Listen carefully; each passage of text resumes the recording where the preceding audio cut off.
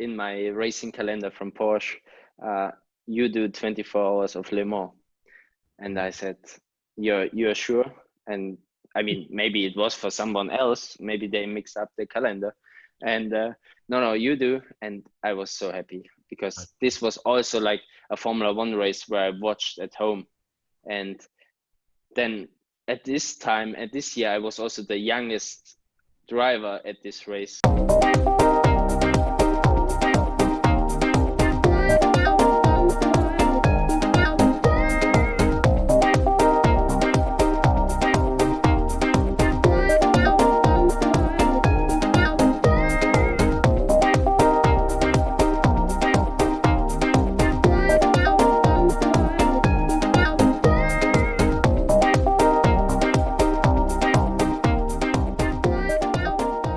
RoadScholars live, fresh brewed, and air-cooled deep tracks with Cam Ingram. I'm your co-host, Ray Schaefer, former GM of Brumos Porsche, racer and speaker, now flying the flag at Porsche Classic USA.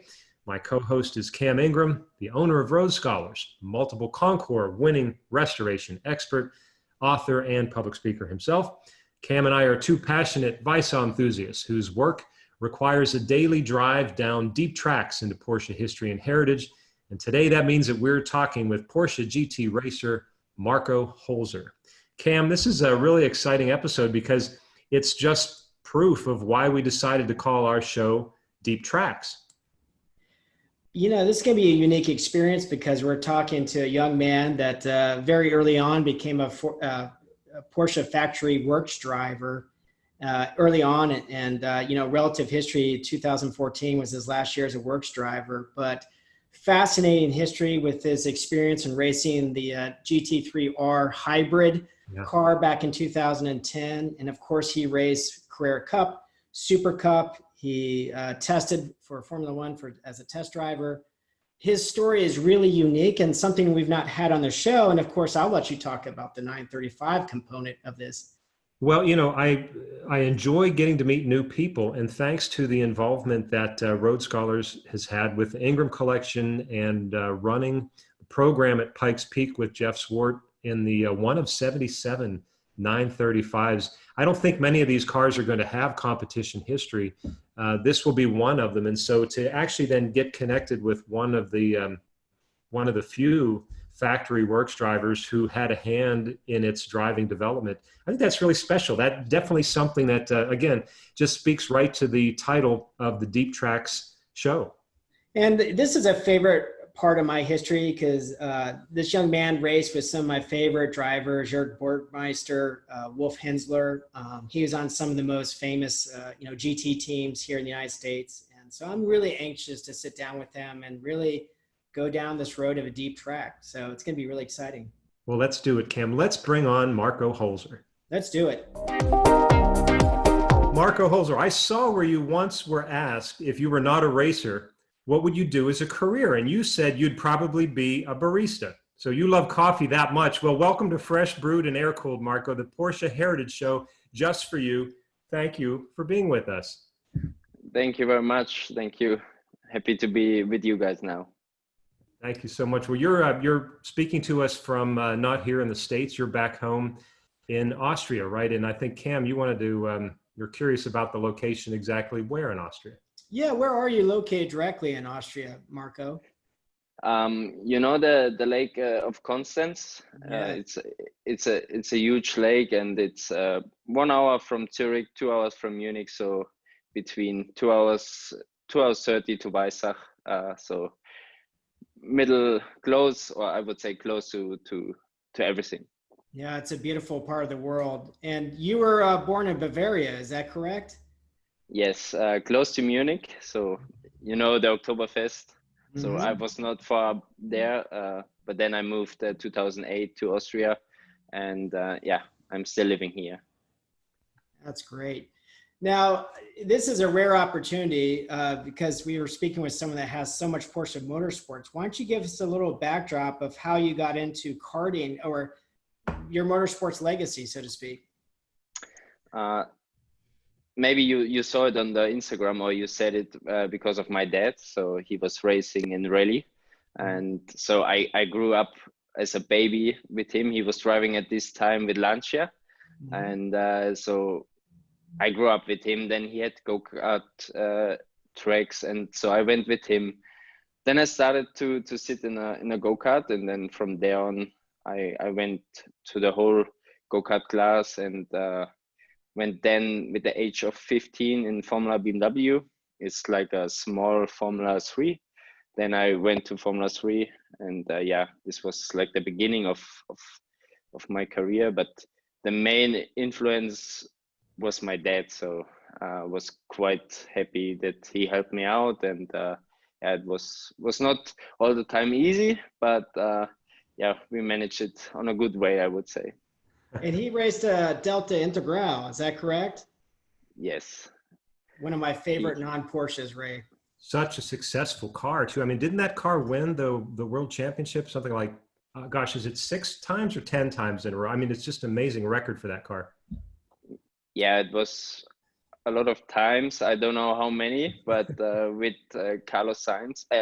Was it Carlos Sainz? Yeah. No, the father. Yeah, I know who you're. His father.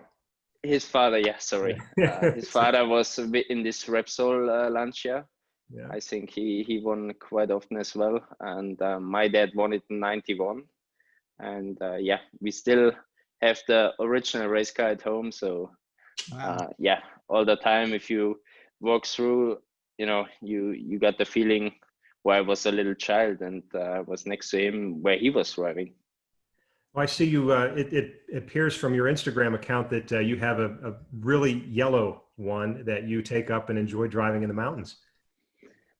Yeah, my dad got it from winning the championship, and he had it in the garage. And then at some point where I was 18, I asked him can I drive? And he said, yeah, of course you can drive, but be careful. And there are no spare parts anymore. So no, until where I was 18, I still drive it till now.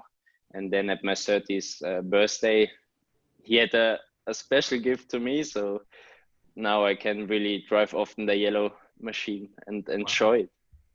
That's cool. That's very cool. That is very cool.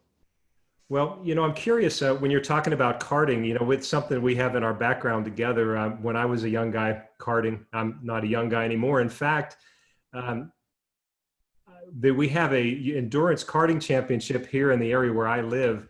And a friend of mine, we were the 2 oldest guys in the field. We decided that we wanted to take this sort of winning versus racing approach to see if the 2 oldest guys in the field could possibly go after all the young guys in this championship. It's a 4, 6, 8, and 10 hour go-kart racing series.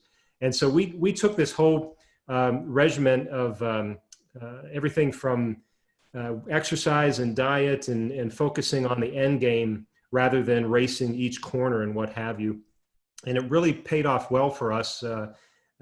It was a lot of fun, and we did really well against a lot of the younger guys with it. And I'm curious, in a similar vein, you know, what did you learn from your track competition in karting that you took with you when you moved into, you know, larger open wheel cars? I think it was back in 2003. Yeah. I would say the 2 most things I learned is like the feeling in the rain. It's really special. Or if you learn it in a really young age, then it helps you for later. And this was one part, and also the really close fighting. So you see it different, I would say, than if you start in a later age, because you're growing up. Like if you grow up or start to go bicycle, you know, if you started in the age of 5, it's way easier than if you started with 18. So the fighting, and I would say the rain is the most. And for sure, also you prepare really quick your body to get used to everything. Because for example, now if I go back in go-karting, after 10 laps, I'm nearly done. So the body needs to adapt again to go-karting, because this is the most physical part of motorsport, the pure karting. So it's completely different to a car racing, I would say. And yeah, you prepare your whole body in young age for the later racing. I can totally identify. I think, Marco, you and I share a common passion for cycling. I grew up mountain bike racing in college, and then I raced the upper categories in road racing later on in life. And it's very true. I rode with a lot of guys who started racing earlier than I did, and there was a big difference of just their engines, their internal engines. They had a lot more miles in their legs, but also they understood the racecraft. And there's a lot of racecraft in go-karting as well as road racing, as we all know. So, and when you get an earlier start in life, as we know in all motorsports, you're just better prepared in all ways. Yeah, but you have to also say that now in motorsport, you have way more opportunities than 10 years or 20 years ago, because where we were karting, there was no data. I mean, now you have data, you can compare everything. You have, like, they have onboards, what we have in racing. So this changed a lot. So now you can start also later to help you out with data and video analyzing. Mm-hmm. 20 years ago, you didn't had anything. You had to go on track and to watch from outside the lines and everything. So this changed also. And, you know, following and reading up on your career, for the folks in the United States who don't know, Porsche SuperCup is one of the most competitive race series in the world. And you know, identical cup cars, some of the top drivers, professionals and amateurs, but really competitive series. And any of the top 5 guys coming out of that series is really fast. And that's where you got your start with Porsche. Is that correct? That's correct. So I start from the beginning. So I had a Formula One test the 4 months before my invitation to the Porsche Junior program. Mm-hmm. And this was also the first time I ever was sitting in a Porsche or in a car with a roof, with doors. Before everything was an open wheeler. So I drove the Formula One car, then I had a break, and then there was also a time where I didn't know where to go with what I do next. And then I really got lucky to get an invitation for this junior program. It was called UPS in 2007. Yeah. And then I was sitting in this car and I was like, okay, let's do this. And I went out in Mugello, first corner, I locked 4 wheels. Then I nearly went straight in the gravel bed. Uh-huh. And then I really took it easy on the beginning because it was everything new, the weight and everything. And then the competition started between us because only one guy got this junior factory contract.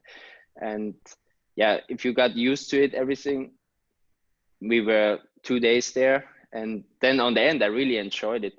And I was really lucky to get the contract as a junior. And then, like you said, I went in this championship. All 34 cars are the same, everything the same. And I tell you, it was one of the toughest racing I ever did. Man, I say, you know, anytime I talk to my friends in motorsport and your name comes up in conversation, they all pretty much say the same thing. They say, this guy never gives up. So, you know, where does that come from in you? Because there's got to be like a racing situation. I can imagine it may be a story that you could tell us around that, because it sounds like your first experience in the junior car, you know, sliding off the track, whatever. It's at some point you flipped a switch and said, okay, you know, get down to work.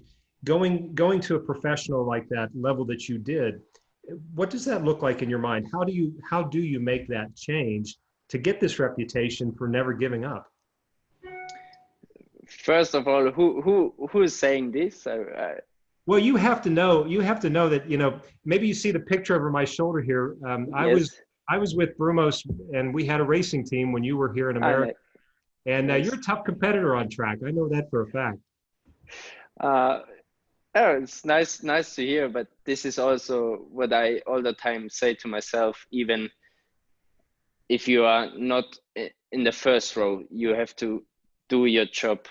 Even if you're starting in the middle of the field or last, I would say, you have to try to do your best. And there were some races where you had some problems.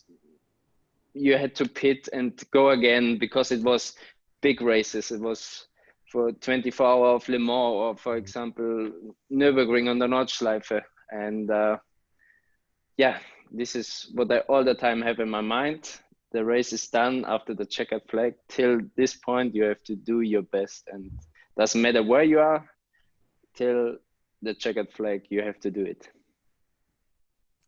Well, I would imagine that Formula One test, I mean, going from the junior formula to getting a test in Formula One, I mean, what does that do to your mind? I mean, how do you handle that as a young person? I mean, it's a heck of a responsibility, and yet it's such an opportunity that so few people ever get. What was it like getting that phone call saying, "Hey, we want you to come out and test our car"? The Formula One test came together because I won the Formula BMW World Final, and this was so you guys had a Formula BMW series in US, in the United States. There was one in Asia, and we had one in Europe. And the 10 best from each series got invited to the grand final in Bahrain, and the winner takes the Formula One test. So now you can imagine how the competition was at this final. And there were heats before the race. So it was 4 heats. Then you had the pre-final and the final. And in this final, there was Sebastian Buemi, Nico Hülkenberg, a lot of guys you see now in Formula One. And from where I won this race, okay, I didn't get the call because I knew I will get the Formula One test. And yeah, it was a dream. I had no driving license before, so I was 17 where I did the Formula One test. So I visited them in the factory in Switzerland. So this was BMW Sauber at this time. Sure. And because at the same time I was sitting behind the TV and watching Formula One races, and then you are getting invited to make your seat in Switzerland. And yeah, I remember the day where I drove with my dad because I was not allowed to drive by my own, no driving license. So I arrived there and I saw then Nick Heidfeld and Robert Kubica. They were the main drivers at this point. And yeah, I tell you, I was nervous from day one till to the test. And yeah, it was nice, and it was mega also for the next steps I did in my career. Yeah. Can you talk about, Marco, your description of SuperCup? And you said it's one of the toughest things you've ever, race series you've ever competed. Can you give us a little bit of the, walk us through that? I mean, again, there's 34 cars on track. It's like NASCAR, but with Porsche Cup cars, and you're doing left and right turns. So at this time in 2008, I did Carrera Cup and some races of the SuperCup. Mm-hmm. And I really had a tough time on the beginning because I was all the time, still getting used to the sports car. Before I never had any feeling, or I didn't drove it before. And I had a teammate, he was already 1 year there. So I took him, or he helped me a lot with the team. It was around Olaf Manthey. He was a team boss. And yeah, you had also no time because there was 1 hour practice, then you had quali, and then you had 1 or 2 races. And the main focus in this championship was all the time the qualifying, because if you start 20, you never will make it up till the front. And there was at this time you had 1 or 2 laps in qualifying where you really had to bring all together. Wow. Some races, some racetracks like Barcelona, there was only 1 lap. You had to do it in one lap, and this you had to be, yeah, you had to, I had to learn it. And then I started, you know, from behind till I won the last race in Hockenheim then. So the learning curve was good, but also I had the data and Olaf as a team boss, where he helped me out. And also, for example, my biggest issues were the starting, because the car is so way more heavier, and I really didn't get it on point. So Olaf told me, you come to me, we go to an airfield and you learn to start. And then we went on the airfield. I don't know how many starts I did till the clutch, everything was done. And then he said, yeah, you really did good now. We went to the next race, and I lost 5 places straight away again. And because I was so nervous all the time, I had before in the formation lap, I had all the time in my head, don't do any mistakes at the start. So what are you doing? You do a mistake for sure, because you have it all the time in your head. And then the last 5 races, I started to don't lose positions, and the last 3 races I gained positions in the race. So the whole year was a big learning curve for myself, and all that. If you spend so many years in open wheelers, you have so much in you what you want to compare, but you cannot compare it because your driving style needs to be different. And yeah, this was my story about Carrera Cup and SuperCup. On the end, it really worked out for me, and then I found my way to start to race and to do the qualifying. Yeah, you were doing standing starts in that, and I can imagine the Super Cup ran in Monte Carlo, didn't it? It was part of the Formula One weekend. So you had to do a standing start on the Monaco circuit. Yes, but I never drove Monaco. At this time we had all the time the 24-hour Nürburgring at the same weekend. I see. And I really started 2009 then. I started then the 24-hour Nürburgring the first time. So talk about it. That's another easy race. So. Yeah, right. It just keeps getting easier from there, right? Well, Marco, it sounds like with the Super Cup experience, you were able to really work on your driving technique and skills, because with the cars being so similar and the team having the experiences that they have, you weren't really and this is a question, working on the setup. It seems to me like when you went out of Super Cup into GT racing, then now you have the responsibility on top of the driving is to developing the car and setting it up with your co-driver, right? Was that a transition that you found difficult to make, or did you like working with a co-driver at that point? Because again, in Formula racing, you're really not working with a co-driver.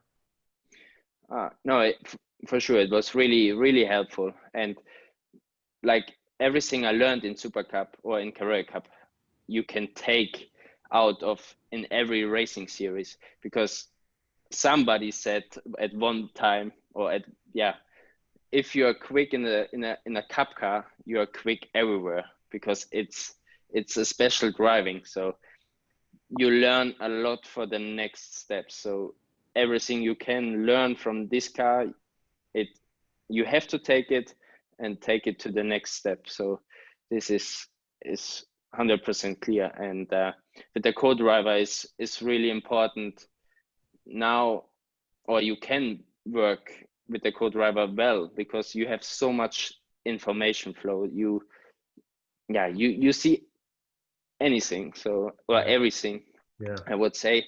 And it helps you so much if you have so less practice sessions. You watch everything, you go with your data engineer, with the team boss, or you ask the driver direct, how are you doing this corner or this corner or this corner? And it's really helpful to have a co-driver. Now, do you keep as a professional athlete, when you would do this, I'm just curious, do you keep a logbook and like you reference back your notes as you travel from year to year, track to track? Maybe you've been there before, that type of thing. I'm just curious what that looks like as far as your personal process. So I have a book like this, so I make my notes. Like, for example, if it's a wet race, you make a note for your points where you have, for example, aquaplaning, or which curb you can take, which not, and because this stays the same till they make a new asphalt. And yeah, I would say it's really helpful to make these notes, because then it's much easier. If you arrive there, you look, okay, this is really important, you have to be careful about this and this and this, and then yeah, it's way easier. I would recommend this to guys also who are starting racing or driving race cars on racetrack. It's really helpful. Yeah. Marco, something I've been chomping on the bit to ask you, and I'm really excited about this, is you're one of the few drivers, factory drivers, that got to race the GT3R Hybrid, and a very important footnote in Porsche racing history, and a really significant car. So maybe you could give us some feedback of what that's like, what that was like driving that car in period. This was one of my best experience also, because we started from a paper. We invited to a meeting, said, okay, we will race a GT3R Hybrid on the 24 hours on the Nordschleife. So, and we really started from zero to the race, and we've been part at every test and every meetings, and it was great to be part of it with the other drivers, and doing everything with the hybrid system, and then finally arrived at the Nürburgring. And yeah, before the press and everything around was huge. And I think it was 2010, so I was 20 years old, and it was my third 24-hour race on the Nürburgring. So the pressure was really high from everybody, also from the board. But we really developed a mega race car, and then we had a really clean race at this part, and we were leading with a big gap. And then I still have the picture here around the corner where we had to stop the car. But the whole event, the whole car, it was just, I can say thank you to Porsche that I was part of it. Yeah. And then the next year we tried it again. Mm-hmm. And yeah, it was still unbelievable, this car to race on the Nordschleife, because with this hybrid you had so much boost. It was crazy. In the rain you had, for a short time, you had like a 4-wheel drive. The uphill parts, you had like a super boost. It was, overtaking all the slower cars. It was just amazing to drive this car. And I'm, like I said, I still have the big poster in front of the apartment. Yeah, I really enjoyed this time. Gosh, super boost. I mean, you're talking about normally a car with about 480 horsepower, and then you have 2 additional electric motors on one on each front wheel. And as I understand it, the system was would take the braking, and yes, it would take that braking power that you had, and it would spin it in a flywheel that was sitting next to you at about 40,000 RPMs, if you can imagine. And then when did you press a button and call up this boost, or how did that come on? Because when you talk about super boost, we're not talking about a turbocharger. We're talking about another 250 horsepower. Yeah, that's why I call it super boost, because it was so much boost. Wow. Like you said, so we were taking the energy from braking, or we had a pedal where, for example, if you are behind a slower car or you cannot overtake, you pull the pedal, and then it's not like you brake, but the car is braking a little bit to recoup. So you can recoup a little bit on the steering, or then on full braking the most, and then it goes into the flywheel, and then you press the button, and then boom. And on the beginning, you know, we four drivers were pressing all the time this button because it was so much and it was so unbelievable also Felt how good, much, didn't yeah, and how much less fuel we were using. So at this time, I think we could run one lap more. And on the Nordschleife, it's like 24K. So yeah, then in the meeting, they told us at some time, you press here, you can press here, not here, and not here. You have to, you know, be clever. And yeah, then it worked all fine. And yeah, like I said, it was a big program, and I was really happy to be part of it. You know, Ray, you remember back in time travel back to 2009, 2010, when Porsche announced they were doing this, and it was so brave of them. You know, most manufacturers don't want to go to racing with something that's that early in development or technology, because it's Formula One, you know, kinetic energy recovery system technology cares. And we were all read about it, but here is Porsche pushing the limits in a GT car. Yeah. And it really was incredible stuff. It's one of my favorite modern day Porsche race stories of what, I mean, they really embraced motorsports and took a risk by racing that car. And I love it. I thought that was so brave of them. No, absolutely. And I mean, that technology that you worked with there, Marco, and I mean, that we see the benefits of all that learning. We know that Porsche never wastes anything. And so that education, when you look at the first generation of hybrid road cars that Porsche had, the second generation, then the 918 Spider comes along, and now we have the Taycan, of course. There's so much learning in all that. And of course, just you mentioned Nico Hülkenberg, you know, you look at Formula One, they're always fiddling with the steering wheel, adjusting power delivery and what's going on in the pits and what have you. And so here we are, you know, 10 years later, and this technology is, I mean, it's pretty much every Formula One car. We're in the hybrid era now. Yeah, and it was also, like you said, where we drove this race car, and now if you look at the road, how many cars are with hybrid. So it's also nice to be on a development path to prepare something what comes out years later. And then, for example, the 919 was also, I mean, that's right. I mean, like I did mention that. Coming, right? yes, and yeah, it was nice. Now, did you race the hybrid, the 911R hybrid in the United States, Marco?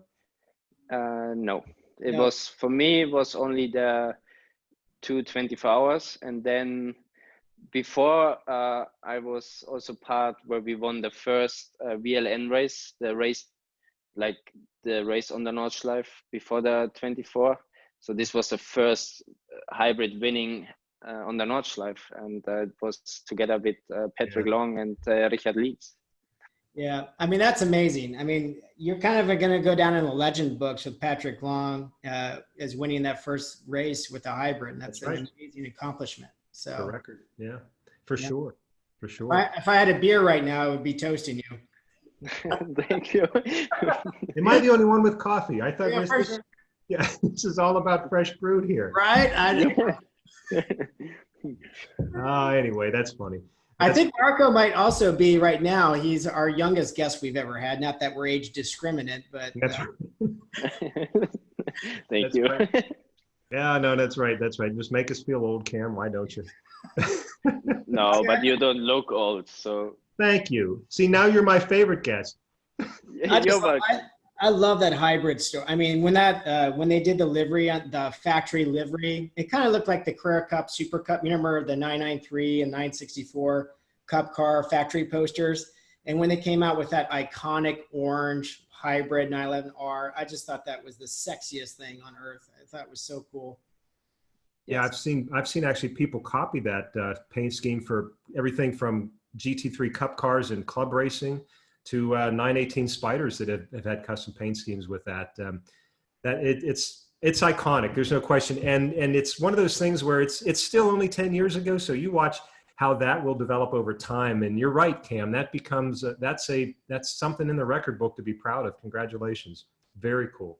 Very cool. Thank you. And the Nürburgring 24. I mean, my gosh. how many drivers on the entry list, when you're competing out on that track, it might be 24 kilometers a lap, but you've got such a variety of skill level on that track out there. And of course it's the green hell. I mean, there's a reason why that track is so famous. How in the world do you manage knowing who you're coming up on, or do you, when you're racing in a race like that? This is a really good question. So yeah, I don't know, you have 180 till 220 cars over the years per race. So yeah, and the traffic makes it really special. There you lose or gain the most of the time, and then it's on your own how much risk you want to go, but you really have to respect everybody on track, because that, like you said, is the green hell.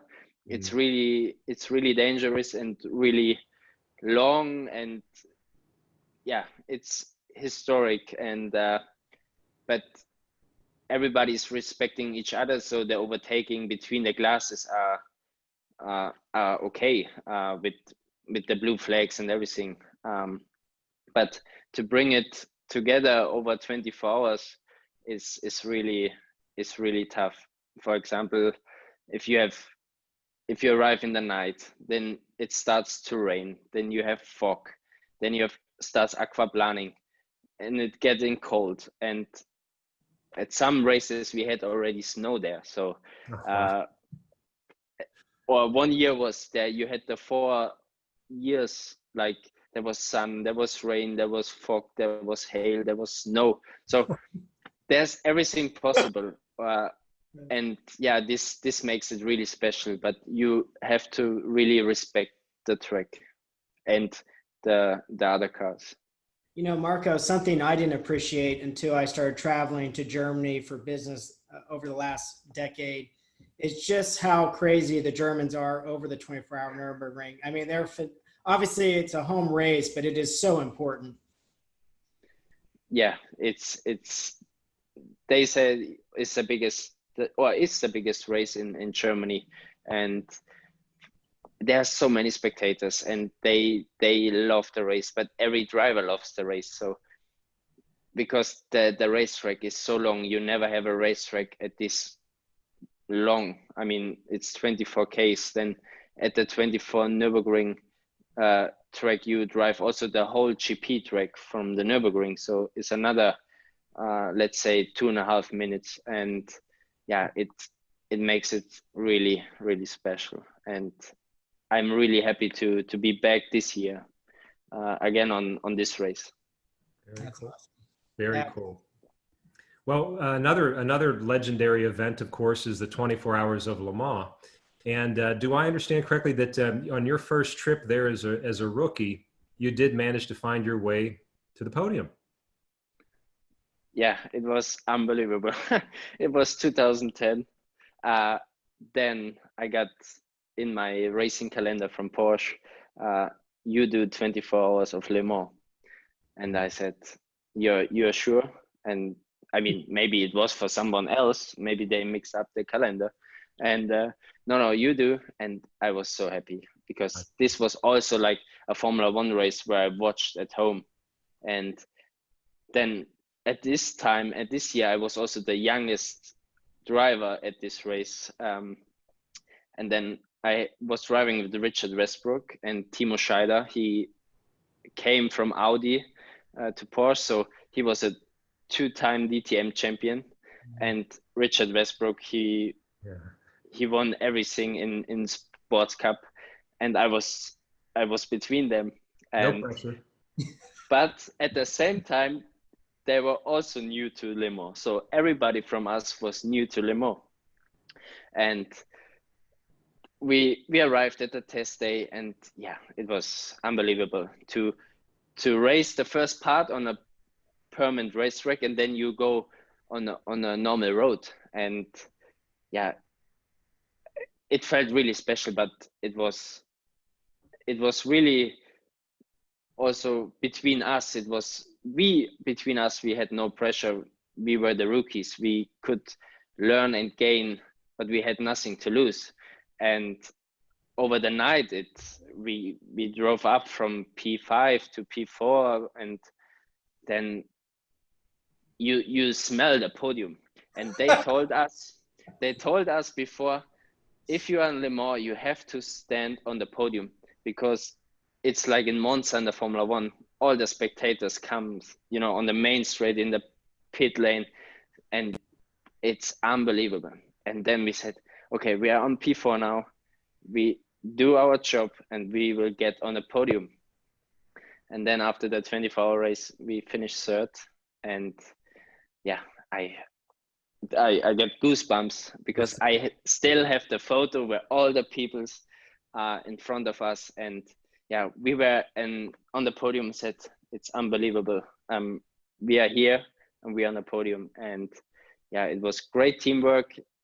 Also, never give up. We really made the way through the night. And then, yeah, thank you, was mega.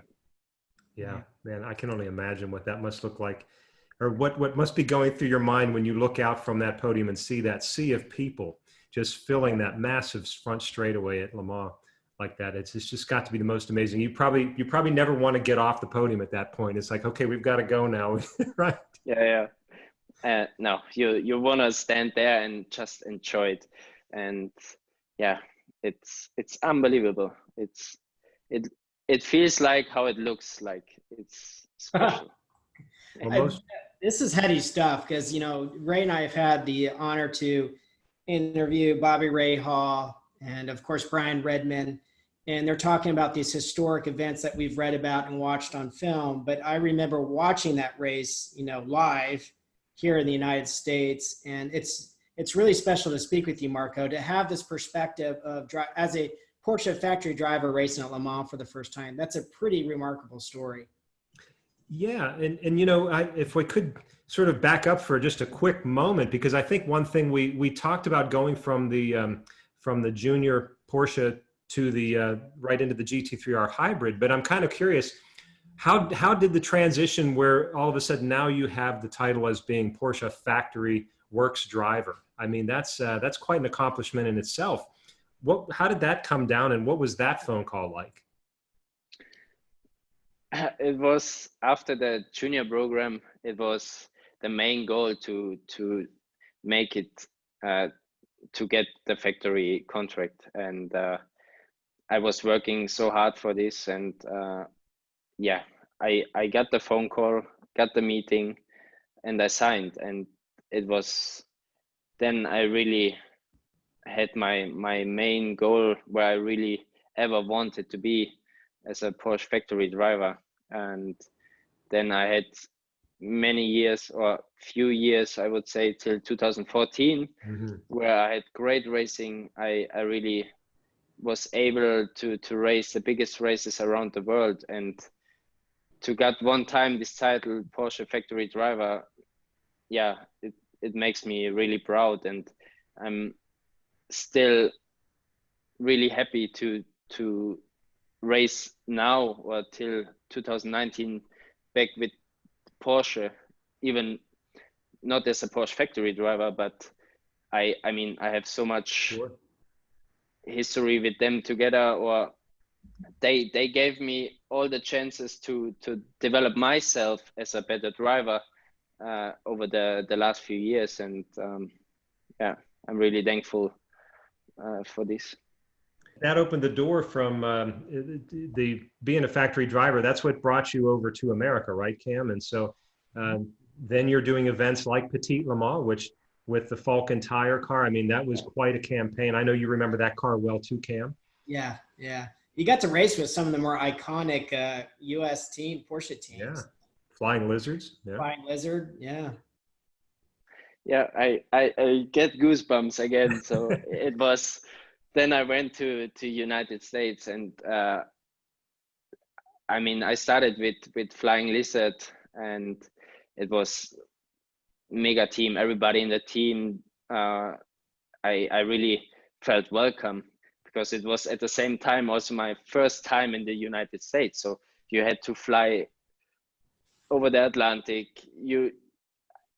at some times on the beginning I had not the age to get a rental car, so I had to call all the time Jörg Bergmeister that we fly together, and he takes a rental car. Otherwise, I would not make it to the racetrack. So yeah, and also had the 45 next to me. I was driving with Seth Nyman, with the team owner, and Patrick Long and Jörg Bergmeister was on the 45, and yeah, it was also for me to learn from them, because they were these two guys at this time racing. They're winning everything, and yeah, I could really learn from them. And sometimes, or like where I took the pole in Road America, then yeah, I could show my potential, and yeah, it was a really great time. And the racing in US I like the most still.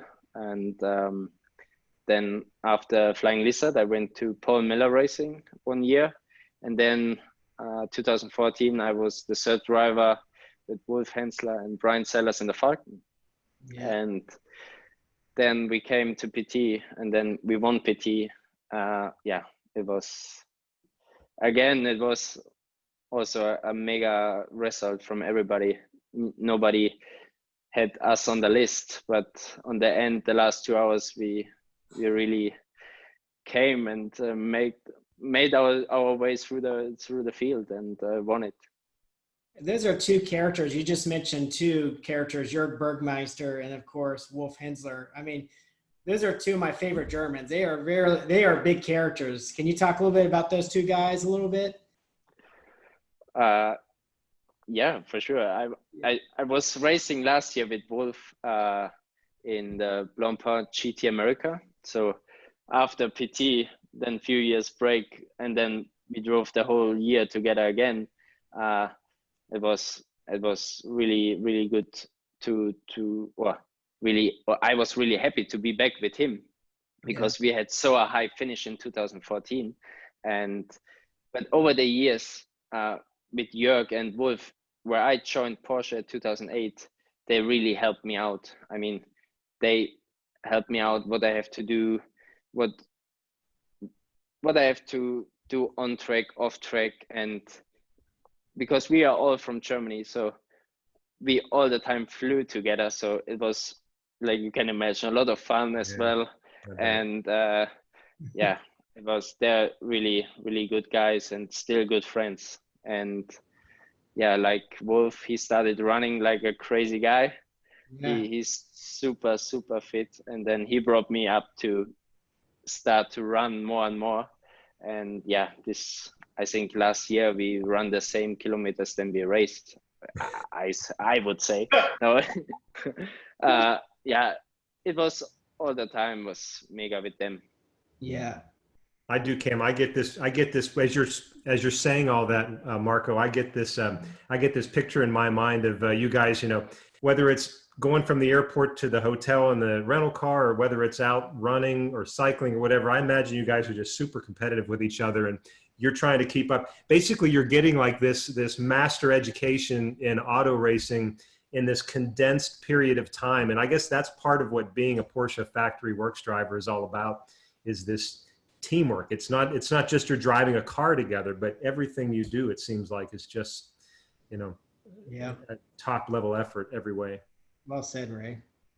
Yeah, it's like one team and everybody is for each other there. So it's and from this point also a good friendship starts. And this was what I still have with Jörg, still have with Patrick, still with Wolf. Like with Wolf, I go and visit him private, and then we go out for a run, and then I drive back home. Yeah, it's and over the years you became good or best friends. Well, Ray, at least you and I are competitive with baldness. That's about. Well, he doesn't have that problem. He's got John Oates hair. That's right. That's right. Very fortunate in that respect. Well, so I'm just curious, before we kind of jump off the topic of racing in America, do you have a favorite track, and why is it your favorite? 100% Road America. It's my absolute favorite. And why? It's kind of a really small notch life. You have everything in there, and yeah, it was unbelievable where I arrived there. And also at this time with the kink, it was not flat, or the carousel before. Yeah. And yeah, it's my absolute favorite track in the world. And Wow. there I got my ALMS. It was ALMS called this time, the pole with the 45. And yeah, from that point, or also before, it was my favorite race track. That's great. Cool. Super cool. Well, we had started talking earlier about what brought us all together. And that was the fact that Cam has been instrumental in working with the Ingram collection and Jeff Zwart and getting some history into one of these new Porsche 935. Are they considered technically 935 19s if we've had 935 77s and 78s? Do you know, Cam, is there anything in the paperwork that actually shows that as a 935 19 for the year? That's a good question. I honestly don't have the answer for that right Just now. popped into my mind. But anyway, that's not the point of the question. The point of the question is you were involved in the development, doing some driving work of that car with Marc Lieb, who is an amazing, not only driving talent, but Marc is an engineer as well, and your friend Wolf Henzler. And I'm curious what the development work is like working on a very special project like that as a factory driver. It was at this time I got the call to see a new project what we are testing, and then I saw this car and I saw it, and then I really had in my mind the old Moby Dick car. And where was this, Marco? Was this at Weissach, or where did you see the car for the first time? Yeah, it was in Weissach. And yeah, then we started to go testing, and yeah, it was the horsepower, the power. If you go on throttle, it was the car was never ending with the speed. And I never had a race car. I mean, Formula One was a different part, but this acceleration was unbelievable. And then yeah, it was also really happy to be part of this project. And to at one time then we had a test on Lausitz ring. Maybe you saw the pictures with the old next to the new one. And yeah, I was standing between them, and yeah, it was a great time. And it was, yeah, it's a mega race car with a lot of horsepower. You know, it's been interesting working with Jeff and his feedback, prepping the car, just how good that car is as Porsche's latest, that in the GT3R's Club Sport, how good both cars are. Out of the box, they're incredible cars. And his feedback has consistently been, it's easy to drive. It feels light. It feels planted. It's not, you know, even though it's a heavier car, it doesn't feel heavy.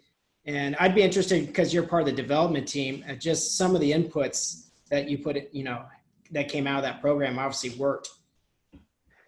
Yeah, we really also we were watching on a focus that also the systems like for helping, like the TC, the ABS, it was a really, yeah, you have a lot of parts to do or steps to do in the development, I would say, to really make it that you switch on the engine and then you go. And this is what we achieved on the end. And this makes it also really special, because you can switch it off and then you can go out. And then if you want to jump in again, you just switch it on and drive.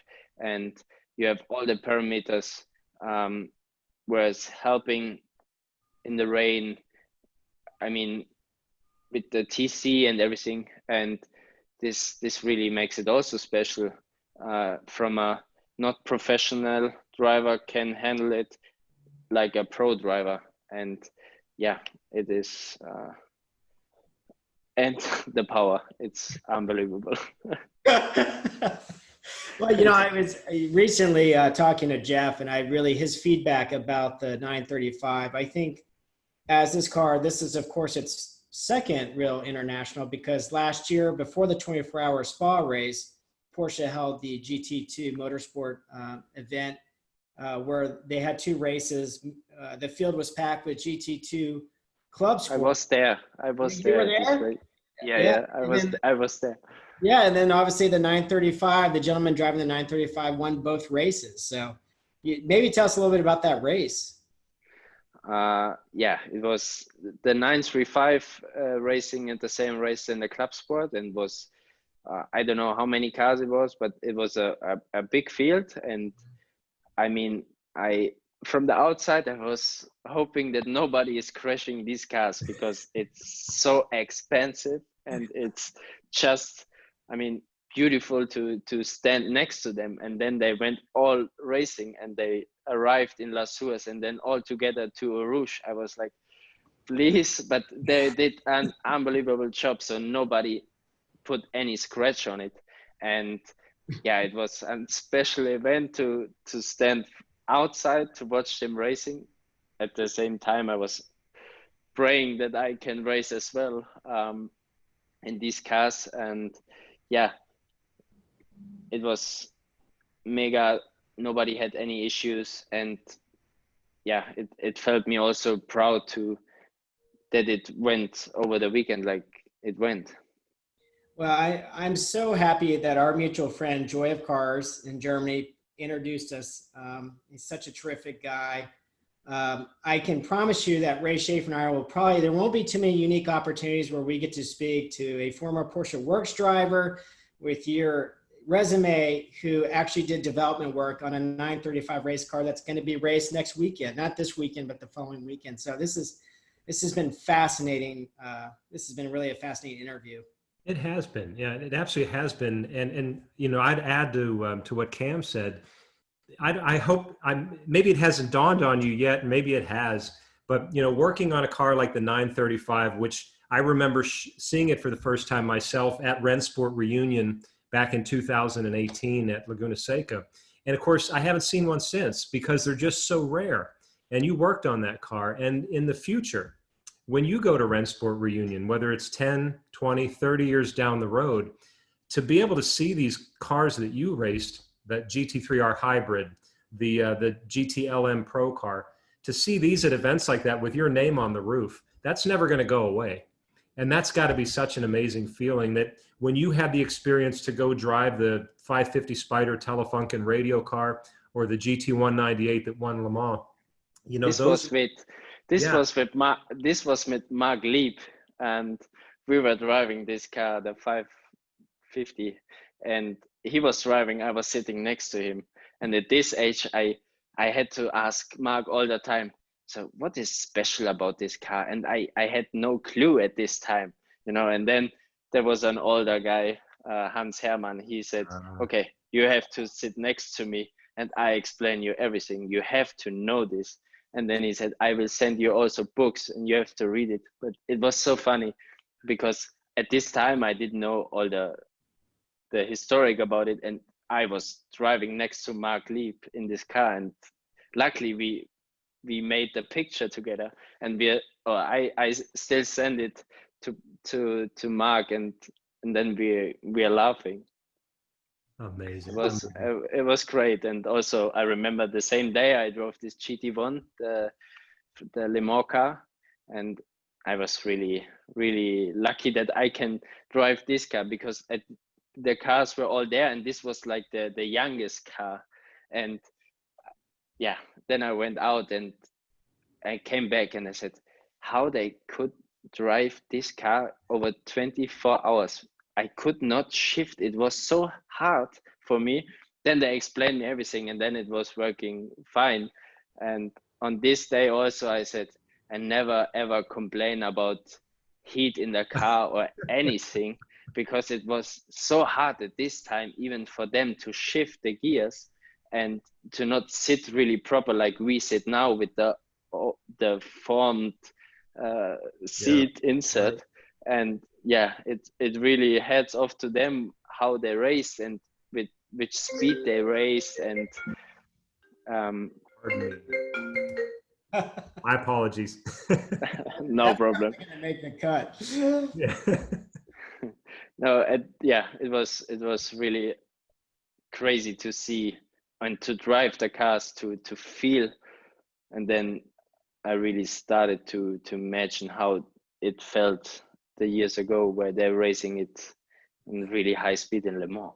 Man, well, you know, that's something that you and Cam now have in common. Cam got to be the passenger in a rather swiftly driven 550 Spider at VIR of all places. I know you know that track as well from your days racing in the U.S. So how about that, Cam? Yeah, well, I didn't certainly have Hans Herman there to coach me on anything or tell me about the 550. That's remarkable. That's very special. That's very special. But I was with our mutual friend, Rodrigo Salas, who's racing as well, international racing, and very talented driver. And I've never been so scared in my life. We were doing 120 at that 550. And, you know, of course, you read, and that's mind-boggling to think about. You know, Marco, you're talking about how grueling and physical it was to drive the GT1, and put in perspective people driving a 550 24 hours in 1955 and 1956. And they literally, you know, they torque steered those cars. So those cars were sideways so much. And it's just mind-boggling to think about the men, you know, the things that we really admire about motorsports, and bravery and courage, and then the physical capacity to do this. It's amazing. And each generation, it gets better. The technology obviously becomes better and it becomes easier, but also different. The data that you process, like you're talking about the 935 and traction control and ABS, and as Jeff Swart's been talking about, you know, practicing at Pikes Peak, it's been a whole new experience. Although the car is so wonderful, the data, the amount of data that he's analyzing, the amount of information he's processing real time of what the car is telling you, is a whole different subset of challenge. So this is all what makes what we're passionate about so fascinating. Yeah, absolutely. Yeah. I mean, you know, we're normally talking in terms of history in the past and in a distant past, in a way that, you know, we really appreciate it because that's what our work involves. And in talking to you, it's really been fascinating because we're appreciating now what we know is going to be classic achievements, classic machinery that isn't going to go anywhere, that it's going to be appreciated and celebrated for years to come. And so we're a little ahead of the curve on this one. And I really appreciate that insight. Don't you think, Cam? Isn't that great? Yeah, it is cool. It's really cool. Yeah. Well, Marco, you're a wonderful guy. I hope that someday you'll come see us, and we'll go to VIR. We'll take you back to VIR and see what you can do up there. Maybe in the 935, in my father's 935. Wouldn't that be a special 360 story? Yeah, for sure. I really happy to I hope we are allowed to fly soon to US or without this stuff, and then I'm really happy to visit you guys, and yeah, we will have some fun, and then I see your work, or I want to see your work, and yeah, thank you for everything, and happy that I was part of the show. Well, thank you for being here. We do appreciate that very much. It's been a fascinating conversation, and I'm curious, before we sign off, I'm curious what's next for you. What's on your horizon? I know we were dealing with COVID-19 and the inability to fly and go to races, very difficult. But anything special you're working on right now that you wanted to talk about? We are preparing the 24th Nürburgring next month. So next week we have an NLS race. It's the previous VLN. Mm-hmm. And we have a 6-hour race where we prepared, this is the last chance where we can prepare for the 24. And then I do, before the 24, I do a GT Masters race in Hockenheim. And then straight from Hockenheim, we go into the big one. Now it's looking that we have a few spectators allowed to come to the race. It was now all the time without spectators. Now they will start, or I hope they will continue, because the last weekend there were 5,000 people allowed. I hope it will be a little bit more for the 24, because this race needs to be with spectators. It makes it special. I mean, I remember years where you come through the night and you smelled I would say the currywurst and the fries and everything, because it was a big party, barbecue everywhere. And yeah, this will be missing a lot if nobody is there. And I hope, but this is my next program. Outstanding, outstanding. Well, where can folks find you online and learn more about you? Where is on Instagram? Instagram. Yep. It's at Marco Holzer. Yeah, it's a great Instagram page too. So it really highlights basically everything we've talked about in the show for the most part. So it's wonderful. Yeah. It has been fascinating. Well, safety fast to you when you make it to the race next week. So cheers. And thank you. Cheers. Thank you again for being here with us, Marco. We appreciate it very much. It's been fascinating. Thank you very much. Thank Cheers, you. Marco. Thank you so much. Cheers. Take care. Ciao. Bye-bye. Bye. Wow, Ray Schaefer. I don't know about you, but that was really enjoyable. Again, one of my favorite periods of Porsche history, not that long ago. What did you take away from Marco's comments? Yeah, thank you for asking. I always love getting into the minds of these pro drivers because you hear how nonchalantly they talk about everything, whether it's going into a Formula One test or becoming a Porsche junior driver, going into the Nürburgring 24 hours, driving the GT3R Hybrid, going to Le Mans. They have to handle this amazing amount of pressure. And so I'm always curious about the mindset, getting into the mind of the athlete, the difference between someone who's goes out and races to be there to enjoy the process of racing and what that, just the fun of it all, to a high level professional like this. It's just a totally different switch that gets flipped. And I'm always curious about that. So I felt like talking to Marco today, we really got some great insight into that.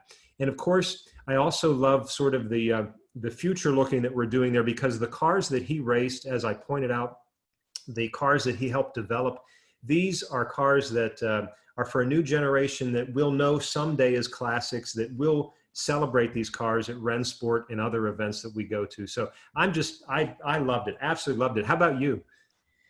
I mean, every step of his story was fascinating. We don't get to hear in the modern day terms of going from, competing for the junior Porsche program, winning the junior Porsche program, becoming a factory works driver, and also being a part of a development. You talk about the 911 GT3R program. He was part of the development team, as he talks about clean scratch paper design.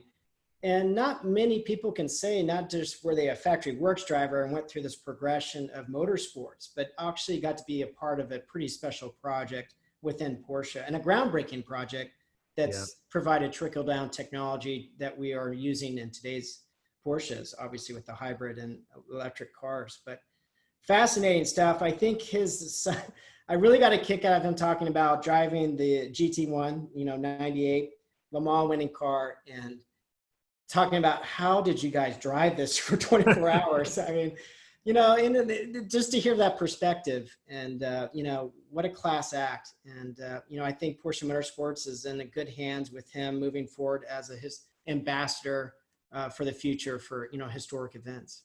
Yeah, no doubt about it. That was a fun conversation. I really enjoyed meeting him as well. So thank you for making that connection. And again, as a result of the work that we do on a daily basis, that's where that connection comes from. So thank you for arranging that, Cam. And thank you all for tuning in to Fresh Brewed and Air-Cooled Deep Tracks with GT racer Marco Holzer. We hope you enjoyed it as well. Be sure to like, subscribe, and share the podcast and video. And of course, as we always like to say, keep driving, enjoying, and sharing your classic Porsche passion. And don't just go out and meet your heroes, get to know them. So Cam, with great thanks from everybody at Porsche Classic, so long for now. Thank you, everyone.